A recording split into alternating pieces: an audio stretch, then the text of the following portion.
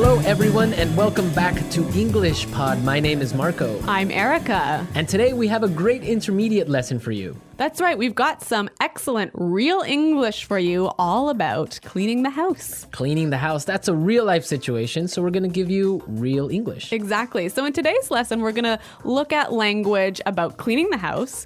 We're also going to learn a few phrases that you can use if you want to ask someone for help. And maybe if you're a little bit lazy like me, a phrase or two to avoid doing work. Okay, well, let's get started then with our vocabulary preview. Vocabulary preview. All right, great. We have two great words for you today. Erica, why don't you tell us the first one? The first word is such a mess. Such a mess. Such a mess.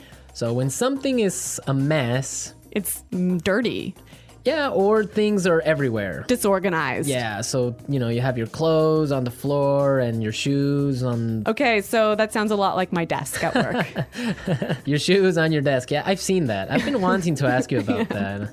Okay, such a mess. Really, really dirty. Okay, now let's take a look at our second word, chores. Chores. Chores. Chores. Chores is a really common word for... things you have to do around the house. Like, for example, laundry. Or making the bed. Or when you have to take out the garbage. Those are all examples of chores. Chores, yeah. I guess everyone can remember when they were kids, they had chores to do. Yeah, when I was a kid, it was my chore to chop wood. Chop wood? Yeah. That's a great chore, playing with an axe. Maybe if you're a boy, but for a girl, it was not so great. That's why you're so strong and fit. All right, so let's listen to our dialogue for the first time. It's gonna be kind of fast. But don't worry if you miss something, because we'll explain all of the important language afterwards.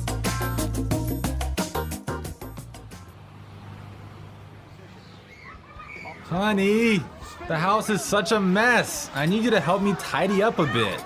My boss and her husband are coming over for dinner and the house needs to be spotless. I'm in the middle of something right now. I'll be there in a second. This can't wait. I need your help now. All right. I'm coming. Okay, here's a list of chores we need to get done. I'll do the dishes and get all the groceries for tonight. You can sweep and mop the floors. Oh, and the furniture needs to be dusted. You know what? I have to pick something up in the mall, so why don't you clean the floors and I'll go to the supermarket and get all the groceries. Sure, that's fine. Here's the list of all the things you need to get. Don't forget anything. And can you pick up a bottle of wine on your way home?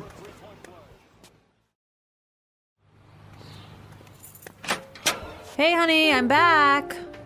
Wow, the house looks really good. Great. Can you set the table? Just a sec. I'm just gonna vacuum this rug real fast. Wait, don't turn it on!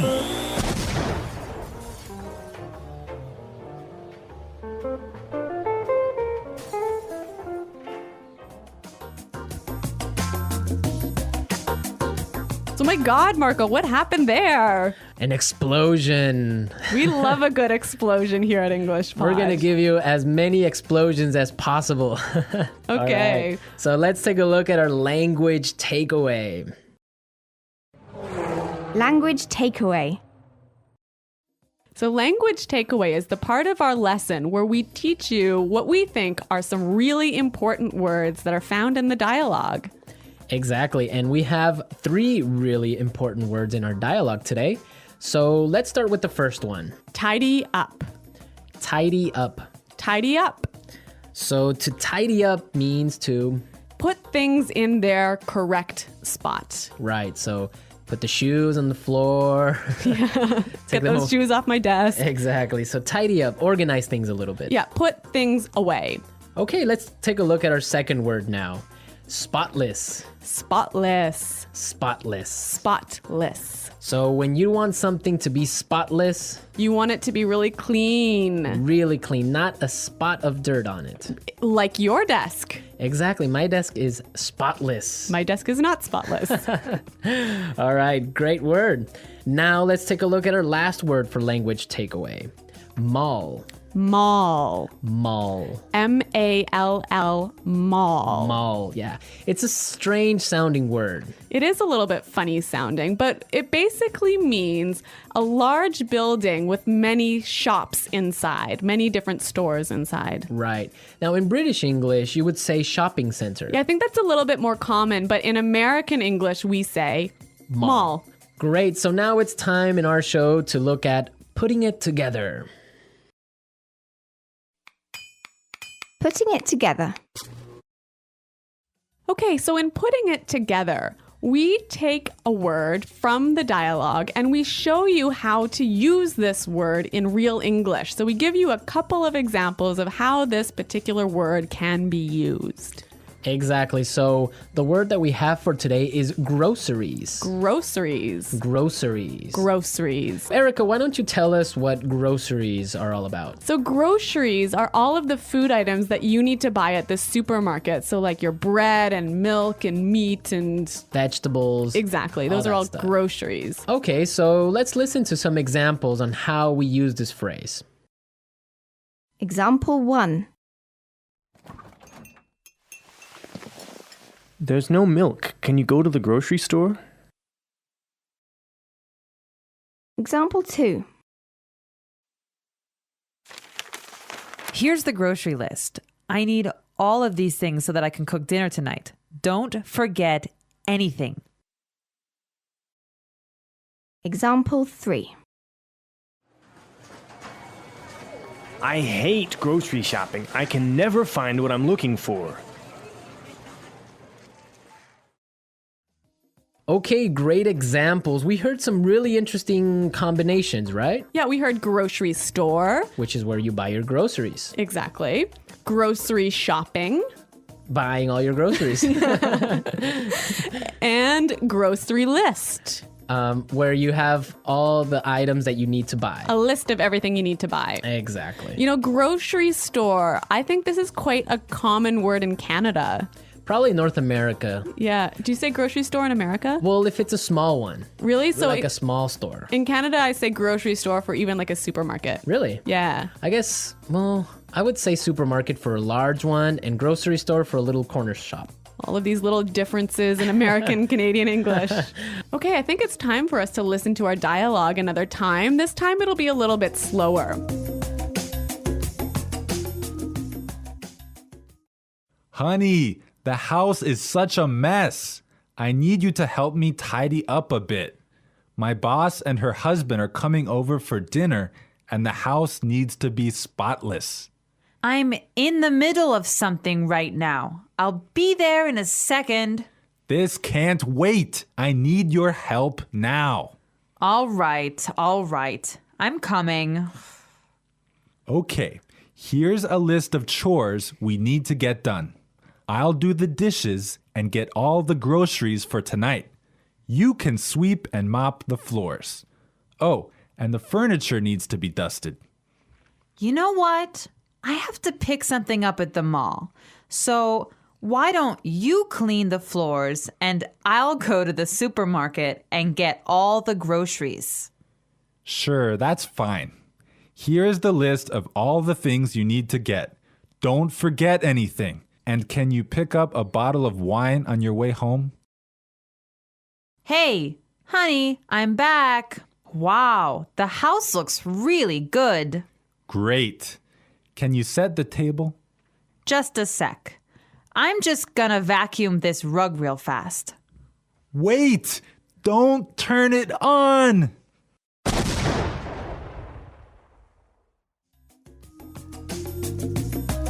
Okay, great stuff. Love hearing that explosion. That vacuum just is a bomb. Yeah. In this dialogue, there was some really interesting language that you can use if you don't want to do any chores in the house. Exactly. So it's time now for Fluency Builder. Fluency Builder.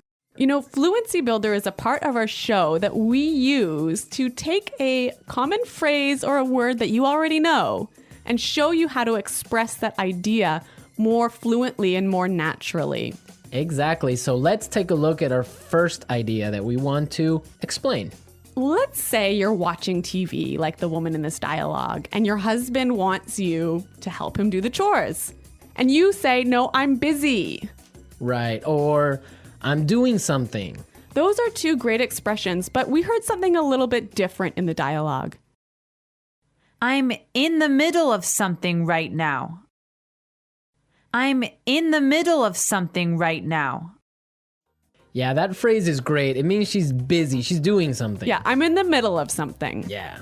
And so, Marco, you can tell us about our next phrase. Okay, well, now suppose that you want to say, you'll be there soon. You might say, I'll be there soon, or I'm coming. exactly. But in our dialogue, we heard something a little bit different. Let's listen. I'll be there in a second. I'll be there in a second. So this is a more natural way of saying, I'll be there very soon. Yeah, you know what? I think I use this phrase almost every day. I'll be there in a second. Yeah. It's really common. Yeah, it means I'll be there really fast. Yes. Okay, so our final item today in Fluency Builder is a great phrase that helps you say the idea, could you or would you? Right. Or can you? Yeah, so can you sweep the floor? Could you sweep the floor? But in the dialogue, we heard something that's a little bit different. Why don't you clean the floors and I'll go to the supermarket? Why don't you clean the floors and I'll go to the supermarket? Great. So this is more natural and it's giving a suggestion. Yeah, it's sort of a polite way of asking someone to clean the floors. Right. It's a really good and polite way of saying it. Yeah, I would agree on that. This was Fluency Builder. Now we are ready to listen to our dialogue again at its normal speed. And this time you'll understand a lot better.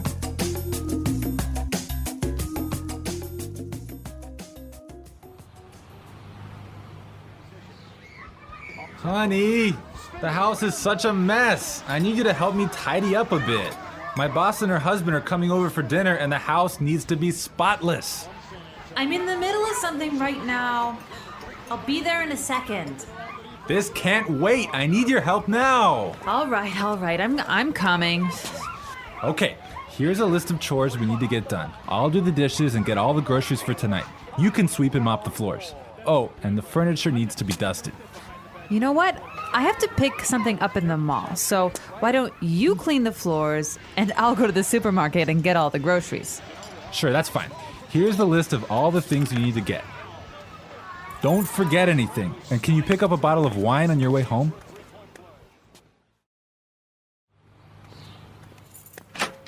Hey, honey, I'm back. Wow, the house looks really good. Great. Can you set the table? Just a sec. I'm just gonna vacuum this rug real fast. Wait, don't turn it on!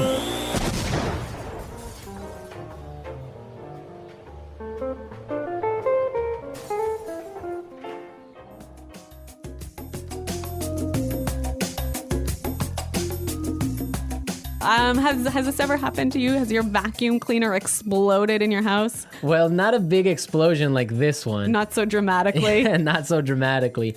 But I've had this happen to me before. Yeah. And dust everywhere. And it's a mess. You don't want to have. You know, this word vacuum is really a very American word. Yeah, vacuum. Vacuum the rug. Vacuum the carpet. Yeah, vacuum cleaner. In the UK, what did they say? Hoover. Hoover. Yeah, Hoover. Hoover the rug. Hoover the rug.